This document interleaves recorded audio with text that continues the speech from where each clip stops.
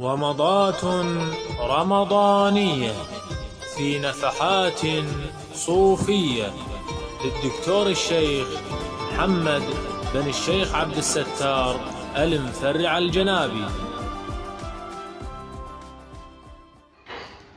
الحمد لله ربنا الرحمن الذي أوصى بالوالدين إحسان، والصلاة والسلام على سيد الخلق سيدنا محمد العدنان وعلى آله وصحبه أجمعين.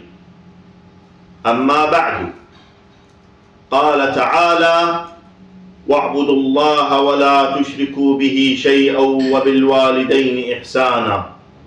إن بر الوالدين أقصى درجات الإحسان إليهما، فيدخل فيه جميع ما يحب من الرعاية والعناية. وقد أكد الله تعالى الأمر بإكرام الوالدين، حتى قرن الله تعالى الأمر بالإحسان إليهم بعبادته التي هي توحيده، والبراءة عن الشرك اهتماما به وتعظيما له. فقد أمر الله تعالى بتوحيده لأنه سبب وجود الأكوان كلها، فواجب على كل مخلوق أن يشكره. وأمرنا بطاعة الوالدين لأنهم سبب وجودنا، وواجب علينا شكرهم والعمل بما يحبونه ويرضيهم حتى بعد وفاتهم.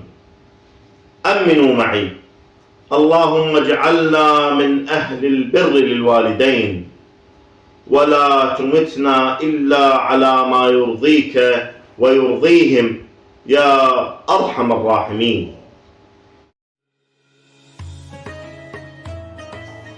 أستودعكم الله إلى حلقة أخرى من ومضات رمضانية في نفحات صوفية.